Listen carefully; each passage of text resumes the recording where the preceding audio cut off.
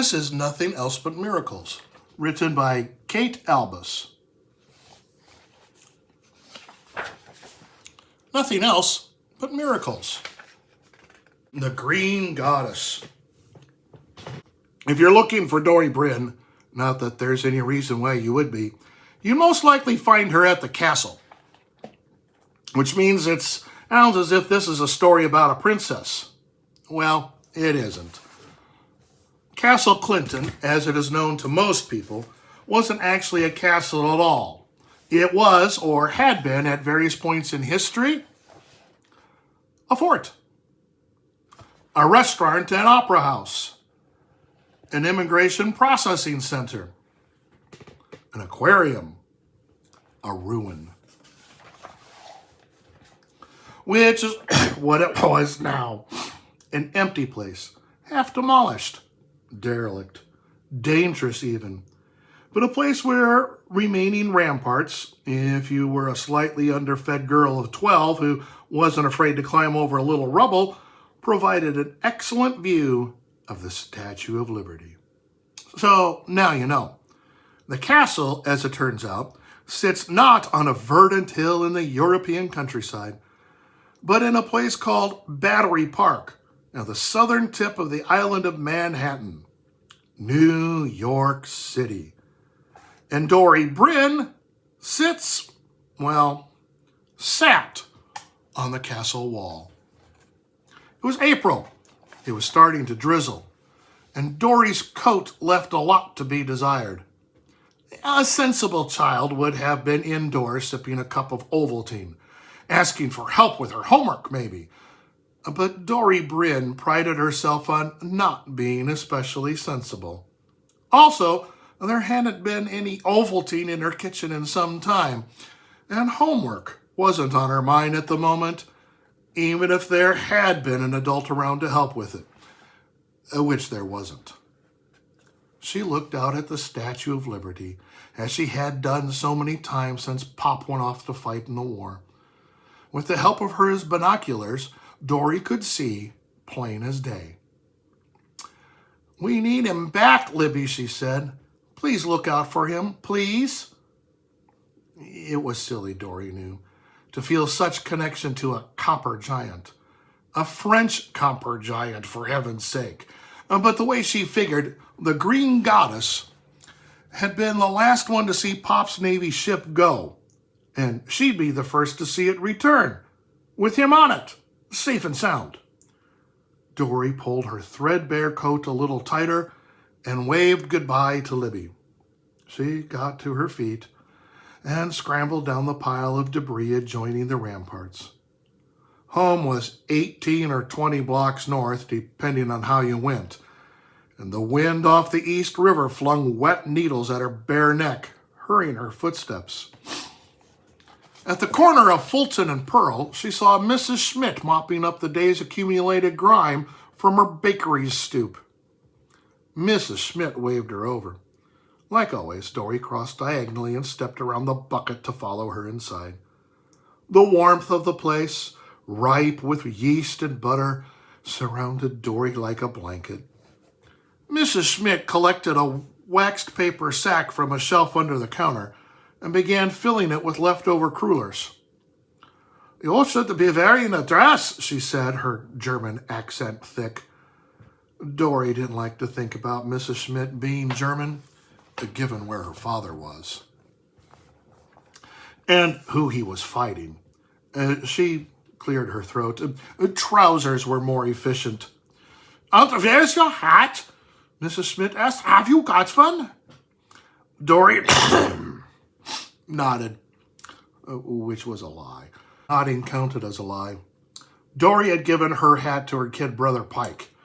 His had started unraveling last month, making it fairly useless as hats go. "Well, put it on, child." Mrs. Schmidt handed over the crullers. "You'll catch your breath, and then you'll end up like your mama." Dory clutched the sack in her right hand, and balled her left so tightly her fingernails dug half moons into her palms. "Yes, Mrs. Schmidt, and thank you." She fled the bakery and walked back out to the pelting rain. The Bryns apartment was one of 6 units above a ground floor pharmacy, 2 per floor, with a shared bathroom in the hall.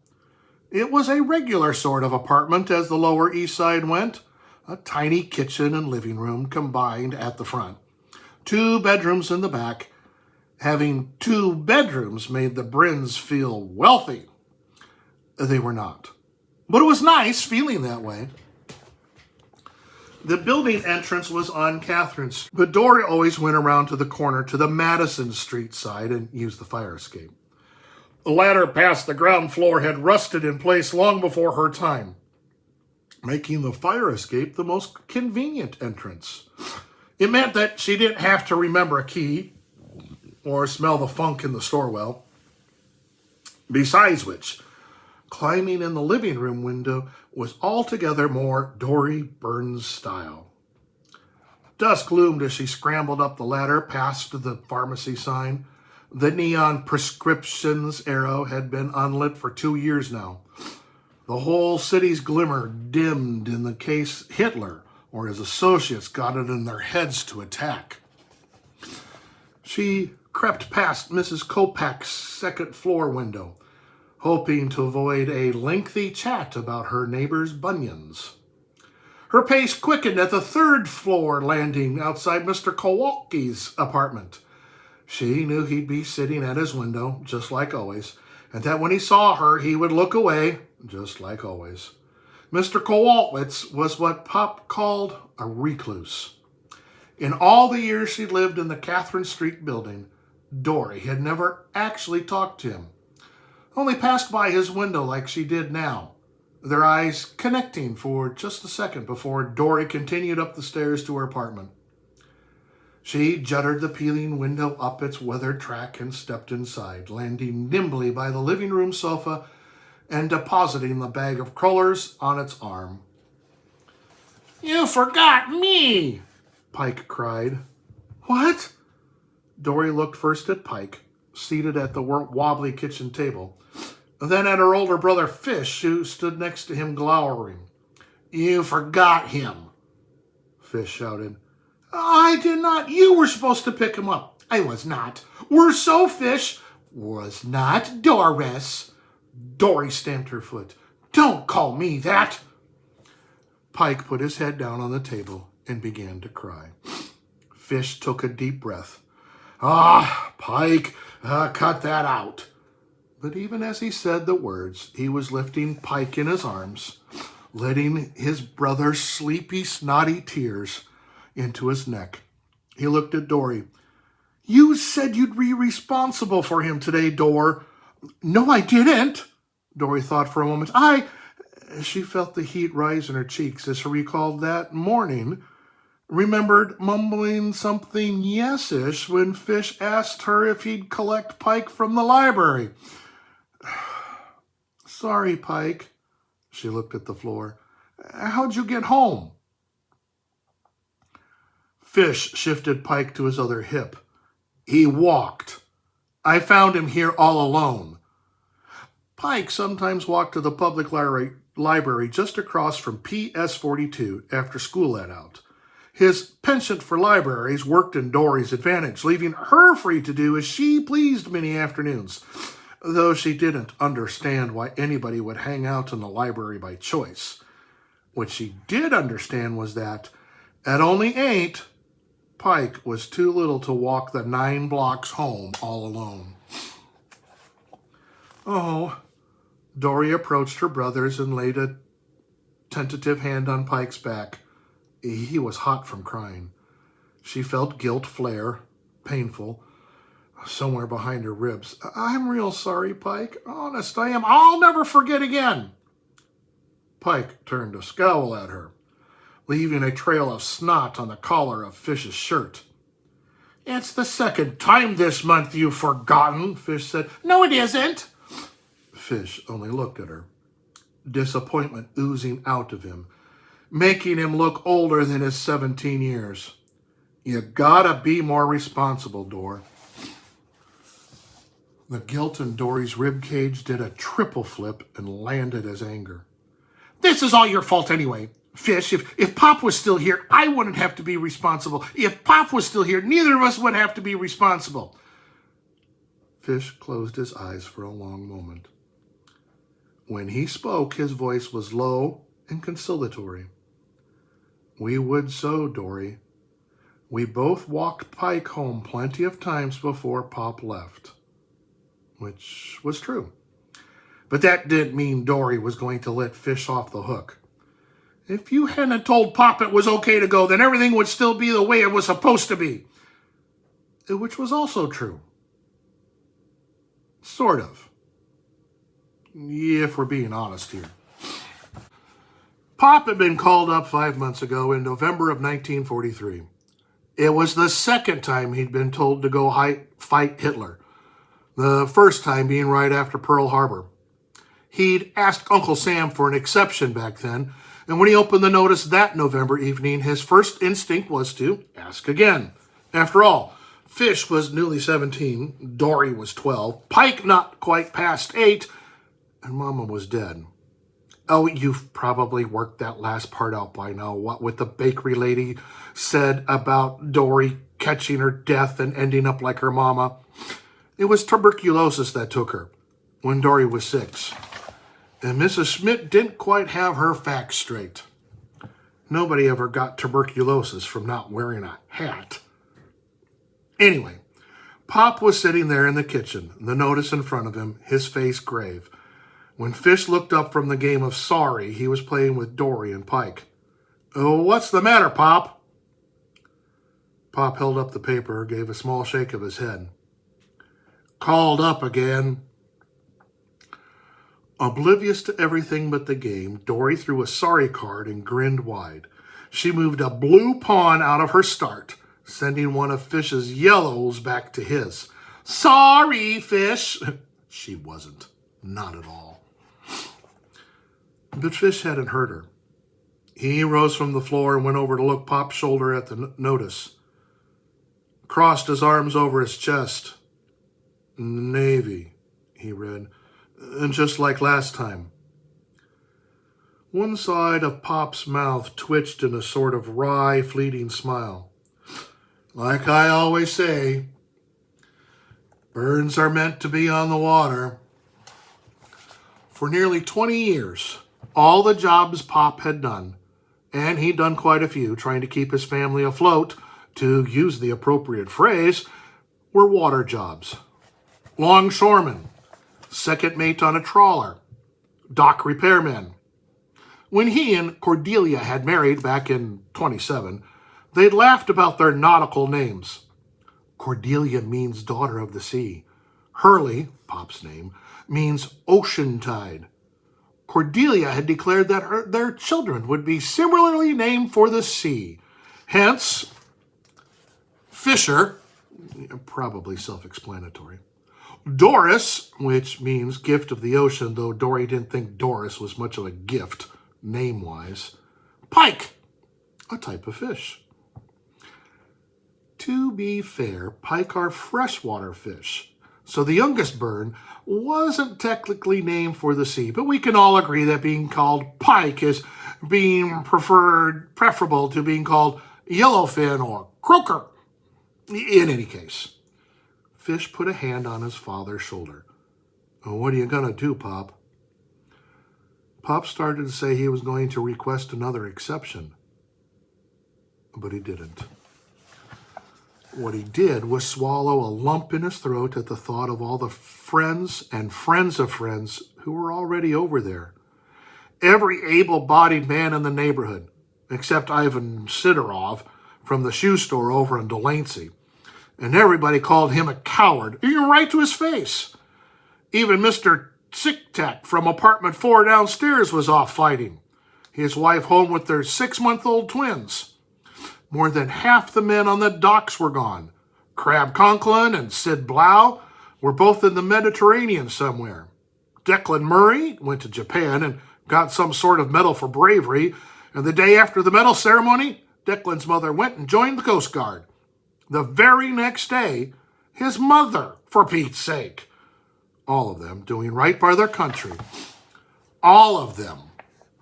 How had President Roosevelt put it? Keeping the flood of aggression and barbarism and whole-staying murder from engulfing us all. You might think it was a relief not having to face barbarism, but it left Pop with such an empty feeling. It's quite a load to bear, the not going, which is why he didn't say anything about the exception. What he said instead was, "I'm thinking on it." Dory looked up from the game, her face puckered. Pop saw it, the puckering. "Every man's got to think on it, honey." She swallowed hard.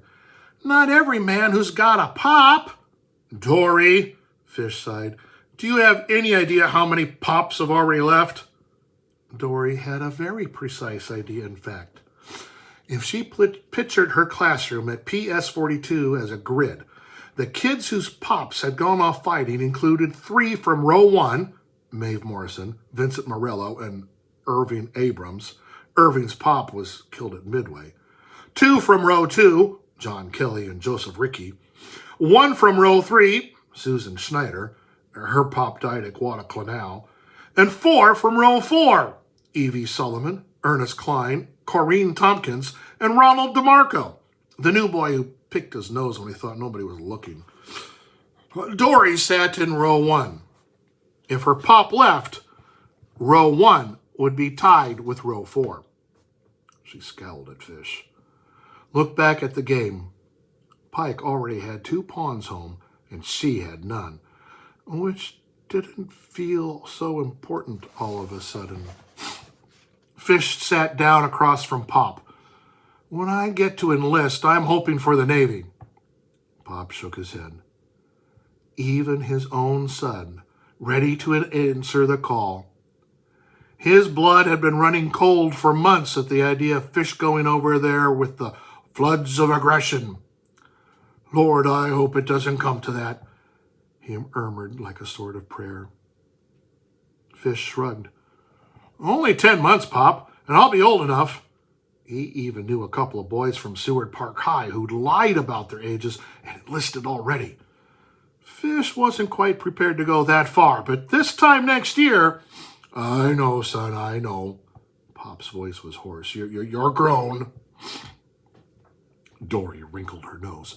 "He's not that grown." "He's 17 1/6, Pike said, and I'm 7 11/12. Pike had a very good grasp of fractions for someone so young, but his missing front teeth made it difficult to say words like 12ths. "Heck, Dory," Fish said. "Pop was only a year older than I am when he married Mama and had me." Pop gave a dark chuckle. It was a different time. "I don't know, Pop. It's hard to think of a time that's more different than this one." Pop sighed. "Fair enough. The war had turned everything on its head. But, son," he folded over the draft notice and creased it with the thumbnail, thinking about the dreams he'd nurtured for his children. The one about raising them in a world that had finally found some peace after the Great War and the Great Depression, neither of which was great in the least. That one certainly wasn't working out so far. But the one about them growing up to be something bigger and better than he was, maybe that dream still had a shot. What was the notice on the kitchen table the answer? Was it a sort of trade, Pop going? If Fish were the man of the house, would he be saved from conscription? If you looked at it that way, could Pop fight for both his country and his family at the same time? He cleared his throat. "You're going places, Fisher." He didn't mean places like Germany and Japan either. Places where there was wholesale murder afoot. "You're going to build ships one day, not fight wars on them." He ran a hand through his hair. And now Dory's head shot up like she'd been hit with an uppercut. "But Pop!" Her chest felt as if it were filled with hot coals. "You can't!" She stood and crossed to the table, climbing onto his lap and burying his face in his scratchy neck. A great big trench had grown between Fish's eyebrows. "Pop, I don't know if he paused, he trailed off like that, like the I and the we were jostling up against each other in his head. He looked down at the notice. I always figured it would be me over there. What if it wasn't? Pop held Fish gaze. Could you manage without me? Fish started and stopped again. Dory wanted to finish for him, to say that he definitely could not manage, that none of them could. Fish was all right as big brothers went, she supposed, but he certainly wasn't going to have him standing in for Pop. All she wanted Fish to do was to take his turn at sorry, and then they could just forget about the paper on the kitchen table. Forget about the whole war, in fact. As if wars could just be forgotten like that. Pop stroked her hair. When he spoke, his voice was thin. You wouldn't be on your own, he said. The whole neighborhood. Pike rose and came to the table, crawling onto Fish's lap and finishing Pop's sentence for him. The neighborhood will give us what we need. The words were familiar because they all heard them 1,000 times. Pop had lived in the Lower East Side his whole life. In a city of 7.5 million, it was a neighborhood of a mere 234,934 souls, making it much homier. And the Burns had been raised to believe in this essential goodness. That's right, Pop. Pike, Pop's smile was shaded with sorrow. Many smiles were in those days. Dory wasn't smiling at all. It's not the same, she said. Oh, of course it isn't, Pop nodded. I'm not saying it is, but Mrs. Schmidt would help you out. Dory scowled. She's always telling me I ought to wear dresses. Pop kissed the top of her head. And Mrs. Kopek. Oh, she makes weird food, Dory said. And you know Mr. Bergen will always be there for you, Pop said. Dory couldn't come up with any complaints about the landlord. He was famously kind. But she wasn't prepared to be gracious about anything just now. Mr. Bergen could drop dead of a heart attack at any moment, and then where would we be? Dory? Well, I'm not wishing it. Buried her face in his neck again. I'm just saying it's a possibility. She tightened her grip on the barrel of Pop's chest. He stroked her hair with one hand, picked up the draft notice from the other. He looked at each of his children, his eyes landing last on Fish. So, could you, he asked again, manage it, I mean? Feeling her father's heartbeat in a tender space between his jaw and collarbone, Dory waited for Fish to say no. To say that they could tear that draft notice into 1,000 pieces and flush it down the toilet in the hallway bathroom outside the apartment, and then pinch one another to wake themselves up from this bad dream they all seemed to be having. But what Fish said was, yeah, Pop, yeah. With her eyes squeezed shut against Pop's shoulder, Dory couldn't see how all the blood had drained from her brother's cheeks, how he bit his lower lip to stop it from trembling. All Dory knew was that Fish had just okayed the worst idea in the history of worst ideas. It was Pop's idea in the first place, of course, but Pop was talking about heading off to the bloodshed. And you're not allowed to be angry at a person who's considering such a thing. None of them spoke for a long time. They just sat there thinking, all thinking the same thing, though each of them did it in their own way. Pop thought about how the fact that patriot and patriarch sound sort of the same. Fish thought about duty and how his understanding of it had just been turned on its head. Pipe thought about whether Pop would be there to sing to him when he turned 8. And Dory thought about how Susan Schneider in row 3 still looked pale and drawn, even a year after getting the news about her father. Nothing was decided then and there exactly, but on November 15th, The date of Pop's draft notice, he went to the appointed place at the appointed time. He went to fight Hitler. And a great big chunk of Dory Burns' heart went with him. Which is why now, 5 months later, Dory felt entirely justified in shouting at Fish about how this was all his fault and she'd been right about everything. She'd even been right about the landlord, though it was a fall from a ladder while taking down Christmas decorations, not a heart attack that killed Mr. Bergen. Standing there, anger burning a hole in her rib cage, Dory looked at her brothers.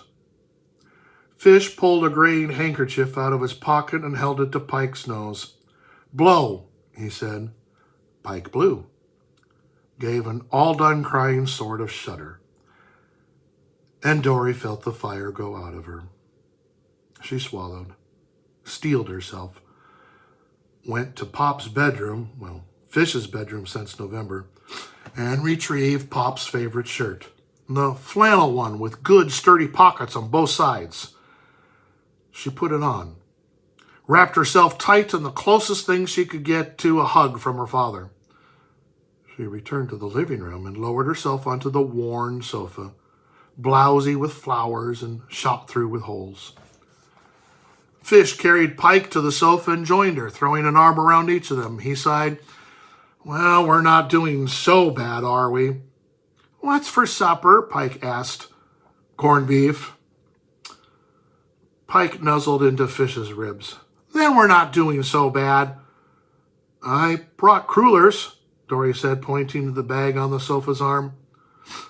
Fish smiled down at her. "How many did Mrs. Schmidt give you today?"